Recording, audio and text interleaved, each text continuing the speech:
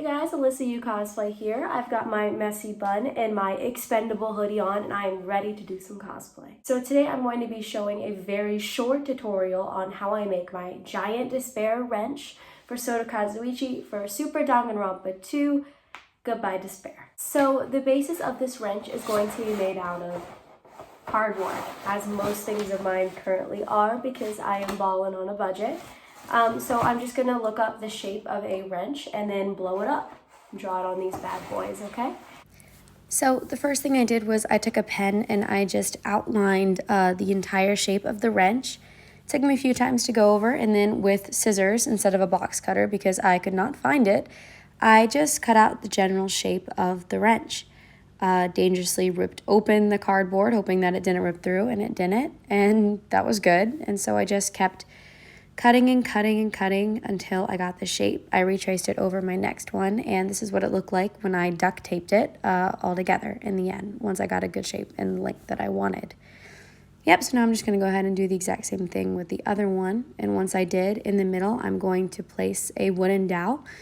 I got the wooden dowel at Walmart. It was like 60 cents, and I'm just going to put the cardboard pieces over together. It looks like it's going to be pretty good, so I just taped the edges. Yep, and then I got this foam roll off Amazon for about $12. I went ahead and I traced the outline of this really, really thin foam over top of it, and I hot glued it down. Yep, and then I put duct tapes on the side so there was no gap in between, and this is what it looked like after that. Yep.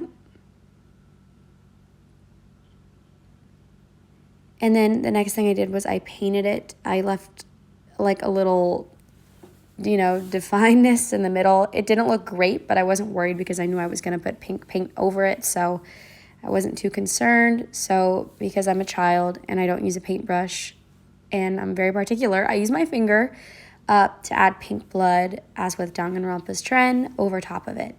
Then to make a blood splattered look, I literally just dipped my finger in the paint, splattered it all over, and this was the result.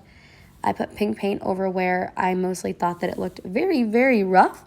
And then once that dried, I flipped it over and did the same thing to the other side. And at the end of that, this is what it looked like. Sorry, the mirror is disgusting, but I think it looks pretty good. And this was the final result. Yep, there you have it.